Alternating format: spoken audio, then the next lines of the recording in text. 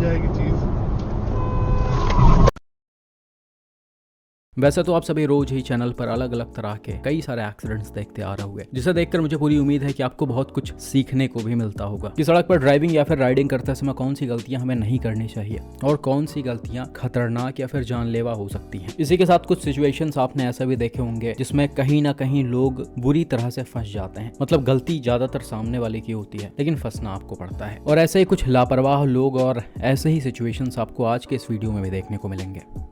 ये पहला एक्सीडेंट देखो जिसे रिसेंटली उत्तर प्रदेश के लखनऊ से मिस्टर अनुराज ने शेयर किया था। यहाँ पर हुआ क्या कि भाई अपने कार से गोमती नगर के विभूति खंड एरिया से होते हुए जा रहे होते हैं। सिटी के अंदर वाला रोड है, सामने की तरफ थोड़ा बहुत ट्रैफिक है लेकिन गाड़ियां आराम से मूव कर रही हैं। अब थोड़ी दूर आगे चलने के बाद एक कट पड़ता है जहाँ पर जिन गाड़ियों को यू टर्न लेना होता है वो राइट वाले लेन में शिफ्ट हो जाती है और डैश कैम कार को लेफ्ट में कर दिया जाता है क्योंकि इसे सीधा जाना होता है।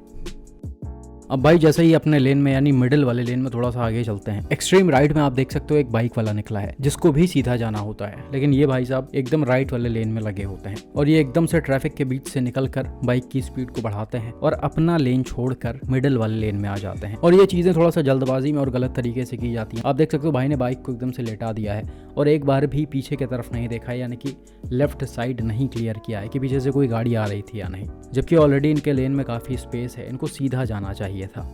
लेकिन खैर ये जबरदस्ती लेन चेंज करते हैं, गाड़ी के सामने आते हैं और कार इनको हिट कर देती है। अब ये टक्कर कोई बहुत ज्यादा जबरदस्त तरीके से नहीं होता है लेकिन थोड़ी बहुत दोनों गाड़ियों की स्पीड ज्यादा रहती है, साथ में भाई एकदम से इसको लेटाए होते हैं तो टक्कर की वजह से बाइक को कंट्रोल नहीं कर पाते हैं। गाड़ी छूते ही ये तुरंत अनकंट्रोल होकर नीचे गिर जाते हैं और स्किड होते हुए चले जाते हैं। हालांकि अच्छी बात यहाँ पर ये थी कि भाई को बहुत ज्यादा कोई चोटें नहीं लगी, इन्होंने हेलमेट नहीं पहन रखा है। अगर इतने ही स्पीड में इनका सर अगर नीचे लड़ता या फिर रगड़ जाता तो चीजें और भी ज्यादा वर्स्ट हो सकती थी। अभी इनको शायद थोड़ी बहुत माइनर इंजरीज आई थी और इनकी बाइक थोड़ी बहुत डैमेज हो गई थी, जिसकी भरपाई ये कार ड्राइवर से मांग रहे थे। हालांकि यहाँ पर कार ड्राइवर ने यानी कि अनुराज जी ने डैश कैम फुटेज दिखाया और सारी चीजें क्लियर की कि भाई मैं स्पीडिंग नहीं कर रहा था और साथ ही मैं अपने लेन में था, तो यहाँ पर मेरी गलती नहीं हुई किसी भी तरह से। हालांकि फिर भी इन्होंने कुछ पैसे बाइक बनवाने के लिए दे दिए थे और बाकायदा उसका फर्स्ट एड भी किया था। तो यहाँ पर अच्छी बात है कि भाई की गाड़ी में डैश कैम लगा हुआ था और एक्सीडेंट कोई बहुत ज़्यादा ज़बरदस्त या फिर खतरनाक नहीं हुआ, वरना ऐसे सिचुएशन में बहुत आसानी से ब्लेम आप पर डाल दिया जाता है और आपकी एक भी बात सुनी नहीं जाती है, जो कि भी आप आने वाले वीडियोस में देखोगे भी। ये अगला एक्सीडेंट देखो जिसे कुछ दिनों पहले उत्तर प्रदेश के रायबरेली से मिस्टर उत्कर्ष ने शेयर किया था। भाई ने बताया कि ये एक बाईपास रोड है जिसकी speed limit 60 kilometre per hour के आसपास है। गाड़ी को भी वही 70 to 75 किलोमीटर पर आवर के आसपास रखकर चलाया जा रहा था। हालांकि अभी जो आप स्पीड लिमिट का साइन देख रहे होगे 40, वो एक गाँव वाला एरिया है और आपको बहुत अच्छे से पता होगा जहाँ अभी घनी आबादी वाला एरिया होता है, जहाँ पर कट होता है, उतने एरिया का स्पीड लिमिट हमेशा ही नॉर्मली जो रोड का स्पीड होता है उससे कम होता है। साथ में कुछ और भी साइन बोर्ड लगे हुए हैं जिससे समझ में आ रहा है कि आगे कट है, गांव है और यहाँ पर आपको अपने गाड़ी की स्पीड थोड़ी सी कम कर लेनी है। लेकिन भाई कई बार चीजें बहुत जल्दी समझ में नहीं आती हैं, खासकर ऐसे रोड्स पर जहाँ पर दूर से कट वट दिख ना रहे हों। खैर जैसे ही भाई अपनी कार लेकर कट के पास में पहुंचते हैं यानी लिंक रोड के पास में पहुंचते हैं, अचानक से एक बाइक वाला रोड को क्रॉस करने लगता है। ये भाई साहब रोड पर आने से पहले एक बार भी राइट की तरफ नहीं देखते हैं। इनफैक्ट इनको मेन रोड पर आना ही नहीं चाहिए था, पहले लिंक रोड पर खड़े होकर ही चीजों को क्लियर करना चाहिए था। लेकिन भाई साहब एक लिंक रोड से आए और सीधा दूसरे लिंक रोड पर जाने लगे हैं। अब गाड़ी की स्पीड यहाँ पर ठीक ठाक थी तो इसे तुरंत कंट्रोल करना लगभग इम्पॉसिबल था। भाई ने यहाँ पर कोशिश की ब्रेक लगाकर, लेकिन एक्सीडेंट को अवॉइड नहीं किया जा सका। गाड़ी सीधा जाकर बाइक को उड़ा देती है। हालांकि एक चीज यहाँ पर अच्छा ये हुआ कि बाइक थोड़ा सा आगे निकल गई थी और कार बाइक के पीछे वाले पार्ट में लड़ी है। हालांकि टक्कर तो बहुत ही जबरदस्त था जिससे बाइक और राइडर दोनों ही गिर गए थे और राइडर को चोटें भी आ गई होंगी, लेकिन उतनी ज्यादा मेजर इंजरीज नहीं आई। अगर यही टक्कर थोड़ा सा आमने सामने हो गया होता, मतलब सीधा सीधा बाइक राइडर कार के सामने होते, तो इनके बचने के चांसेस लगभग ना के बराबर थे क्योंकि इन्होंने हेलमेट भी नहीं पहन रखा था। खैर अभी अच्छी बात है, चीजें बहुत ज्यादा वर्स्ट नहीं हुई। लेकिन खैर भाई ने बताया कि आसपास के लोगों ने यानी कि लोकल्स ने उनको घेर लिया और ब्लेम डालने लगे कि इसमें पूरी गलती आपकी है। लेकिन भाई ने बताया कि जब मैंने वहां पर डैश कैम फुटेज दिखाया तब वहां पर लोगों को सारी चीजें समझ में आई। साथ ही साथ जो वहां पर आई विटनेस थे उन्होंने भी बताया कि बाइक राइडर की गलती है और राइडर ड्रंक भी था, जिससे कार ड्राइवर को और हेल्प मिल गई बचने में। वरना ऐसे सिचुएशन में जहाँ पर लोकल्स हावी हो जाते हैं वहां पर क्या होता है आपको बहुत अच्छे से पता होगा। तो ये डिवाइस बहुत ही ज्यादा इंपॉर्टेंट है। अभी तक आपने अगर अपनी गाड़ी में इसको नहीं लगाया तो अभी हमारे यानी रोड वैन्स का डैश कैम बाय करिए। इसका लिंक डिस्क्रिप्शन और कमेंट बॉक्स में पिन है। बाकी डैश कैम की क्वालिटी आप देख सकते हो।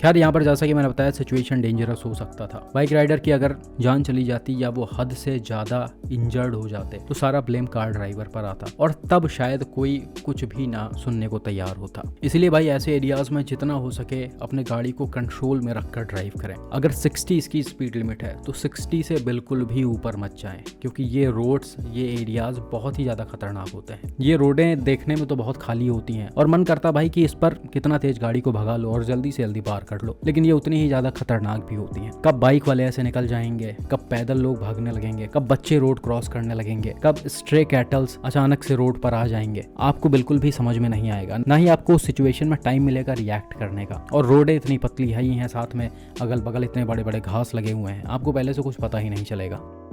बाकी भाई जैसे कि मैंने बताया कि अनफॉर्चुनेटली ऐसे सिचुएशन में कई बार लोगों की बात नहीं सुनी जाती है, आप कुछ भी कर लो। बिल्कुल ऐसी ही एक घटना कुछ महीनों पहले फरवरी में अपने ही एक व्यूअर मिस्टर जतिन के साथ घटी थी। यहाँ पर हुआ क्या कि भाई अपने कार से नेशनल हाईवे 352 से रोहतक से रेवाड़ी की तरफ जा रहे थे। अब ये एक हाईवे है जिसकी speed limit generally 80 to 100 kilometre per hour के आसपास होती है, लेकिन इस पर भी वही सीन होता है जहाँ पर बीच में कट क्रॉसिंग्स इंटरसेक्शंस होते हैं। उस एरिया का स्पीड लिमिट कम होता है। पहले से कई सारे साइन बोर्ड्स, वार्निंग साइंस लगे होते हैं, रंबल स्ट्रिप्स बने होते हैं, जो कि यहाँ पर भी सामने की तरफ आपको बने हुए दिख रहे होंगे। अब यहाँ पर डैशकैम कार की जो स्पीड होती है वो लगभग 80 किलोमीटर पर आवर के आसपास होती है, क्योंकि जतिन को ऐसा लगता है कि सारे ड्राइवर्स और राइडर्स पहले मेन रोड पर चल रहे गाड़ी को प्रायोरिटी देंगे और वो लोग वैसे के वैसे ही खड़े रहेंगे। और आप लेफ्ट साइड में देख भी सकते हो, जो वैगनार और इग्निस सर्विस रोड से आई है उसके ड्राइवर्स खड़े होकर वेट कर रहे हैं। और काफी पहले से आपको रोड के बीच में खड़ा हुआ एक बाइक राइडर भी दिख रहा होगा जो डैशकैम कार की तरफ ही देख रहा है। अब जतिन यहाँ पर पूरे कॉन्फिडेंस में होते हैं कि भाई कोई रोड क्रॉस नहीं करेगा, क्योंकि सबको पता है कि गाड़ी मेन रोड से जा रही है। लेकिन भाई इस बाइकर के दिमाग में पता नहीं क्या चल रहा था। बड़े देर से ये गाड़ी को देख रहा था। इसने देखा कि गाड़ी तेजी से पास में आ रही है और ये भाई साहब आराम से खड़े होकर बीच में वेट भी कर रहे थे, लेकिन पता नहीं क्या होता है, जैसे ही गाड़ी थोड़ा सा पास में पहुंचती है अचानक से ये रोड क्रॉस करने लगते हैं और बिल्कुल गाड़ी के सामने आ जाते हैं। अब गाड़ी 80 किलोमीटर पर आवर के स्पीड में थी, इसलिए इसे भी तुरंत कंट्रोल करना लगभग नामुमकिन था और ड्राइवर ऐसे एक्शन के लिए तैयार भी नहीं थे। खैर ये टक्कर काफी जबरदस्त तरीके से होता है, जिसमें बाइक राइडर अपने बाइक के साथ ही बुरी तरह से नीचे गिर जाता है।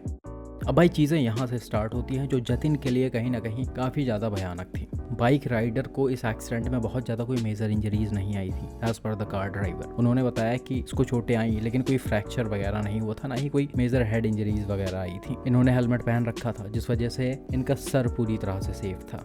यहाँ पर डैशकैम कार ड्राइवर यानी जतिन और उनके साथ जो बैठे हुए थे वो दोनों ही लोग गवर्नमेंट डॉक्टर हैं। भाई ने बताया कि मैंने तुरंत ही 112 पर कॉल किया। हालांकि 112 के आने से पहले हमने एक प्राइवेट एम्बुलेंस अरेंज की और एक प्राइवेट हॉस्पिटल तक पहुंचाया, जहाँ पर उनका इंश्योरेंस क्लेम वगैरह आसानी से मिल जाता। साथ ही साथ इन्होंने कुछ पैसों की हेल्प भी की थी हॉस्पिटल में। लेकिन इन सब ड्यूरेशन में वहाँ पर जो आसपास के लोकल लोग थे उन्होंने इन भाई लोगों को घेर लिया था और ऑलमोस्ट मारने ही वाले थे, लेकिन डैशकैम ने कहीं ना कहीं इनको पिटने से बचाया। जब भाई ने लोगों को डैशकैम वीडियो दिखाया होगा तब काफी हद तक उन्हें चीजें समझ में आई होंगी और भाई ने अपने ही चैनल का वीडियो देखकर और अलग अलग तरह के सिचुएशंस को देखकर अपने गाड़ी में डैशकैम लगवाया था। चलो अच्छी बात है, कहीं तो हम काम आ रहे हैं। खैर इतना सब करने के बाद भी वहाँ पर लोगों की डिमांड काफ़ी ज़्यादा थी, मतलब लाखों रुपए इनसे डिमांड किए जा रहे थे जो भी बाइक वाले का नुकसान हुआ था। हालांकि जैसा मैंने बताया कि कोई मेजर इंजरीज इनको नहीं आई थी, लेकिन फिर भी अच्छे खासे पैसे का डिमांड किया जा रहा था। साथ ही में भाई के ऊपर FIR भी कर दिया गया कुछ दिनों बाद ही। और आप यहाँ पर क्लियरली देख सकते हो कि FIR में लिखा क्या हुआ है, मतलब FIR झूठ के बेसिस पर रजिस्टर कराई गई है। बाइक राइडर का ऐसा कहना है कि मैं खड़ा हुआ था रोड को क्रॉस करने के लिए एक कट पर, इतने देर में काफ़ी तेज रफ्तार में और गलत तरीके से ड्राइव करती हुई एक गाड़ी आती है मेरे तरफ और मुझे खड़े खड़े उड़ा देती है। और अनफॉर्चुनेटली भाई पुलिस आराम से इनकी बात सुन भी लेती है। प्रॉपर डैशकैम वीडियो देखने के बाद, प्रॉपर एविडेंस होने के बाद भी साफ साफ आपको वीडियो में दिख रहा होगा कि बाइक राइडर जल्दबाजी में रोड को क्रॉस कर रहे हैं, ये देखने के बाद भी कि गाड़ी काफ़ी तेज रफ्तार में आ रही है। मैं यहाँ पर ये नहीं कह रहा कि जो कार ड्राइवर हैं वो पूरी तरह से सही है। हमेशा ही मैं आपको ये एडवाइस देता हूँ कि ऐसे जगहों पर अपने गाड़ी को थोड़ा सा कंट्रोल में कर लें। चाहे कोई रोड क्रॉस कर रहा हो ना कर रहा हो, उससे कोई मतलब नहीं है। ये इंडिया है भाई, और यहाँ के लोगों का सिचुएशन, यहाँ के रोड का सिचुएशन आपसे ज़्यादा किसी को नहीं पता होगा। इतना सब देखने के बाद भी अगर आप ये छोटी छोटी गलतियाँ करो तो फिर आपके लिए ही खतरनाक है। खैर फिर भी यहाँ पर मेन गलती बाइक राइडर की है। ऐसा लग रहा है कि ये जबरदस्ती कार के सामने आ गए हैं और अगर ऐसा आप करेंगे तो जाहिर सी बात है नुकसान तो उठाना पड़ेगा। बाकी भाई पुलिस ने इन्वेस्टिगेशन में भी इस वीडियो को लेने से मना कर दिया। उन्होंने बताया कि जब आप कोर्ट में जाना तो आप जज के सामने ये वीडियो पेश करना। अब मुझे ये नियम नहीं समझ में आ रहा है यहाँ का कि जिसके पास प्रॉपर वीडियो है, प्रॉपर एविडेंस है, सारी चीजें आंखों के सामने क्लियर हैं, उसकी बिल्कुल बात ही नहीं सुनी जा रही है। और जिसके पास कुछ नहीं है, जो यहाँ तक मनगढ़ंत कहानी बना ले रहा है कि मैं कट पर खड़ा था, गाड़ी आई और मुझे खड़े खड़े उड़ा दिया, उसकी बात मान ली जा रही है। तो वैसा क्यों किया जा रहा वो तो मुझे नहीं पता। जो भी हो, यहाँ पर कुल मिलाकर भाई बहुत ज्यादा परेशान है। उन्होंने बताया कि बाइक राइडर आराम से अपने काम पर जा रहा है, वो कुछ ही दिन के अंदर ठीक हो गया था और अब हम इसमें फंसे पड़े हुए हैं। बाकी भाई को अभी लीगल एडवाइस की भी सख्त जरूरत है। इनके कुछ सवाल भी थे। आप किसी भी तरह से अगर इनकी हेल्प कर सकते हैं तो हमें मैसेज करिए या फिर कॉमेंट में अपना ओपिनियन शेयर करिए। बाकी भाई इस वीडियो को ट्विटर और इंस्टाग्राम वगैरह पर भी डालकर हरियाणा पुलिस से सवाल पूछा जाएगा। बाकी आपसे रिक्वेस्ट है कि अभी तक आपने गाड़ियों में डैश कैम्स नहीं लगवाए हैं तो अभी जाइए और रोड वैन्स का डैश कैम बाय करिए।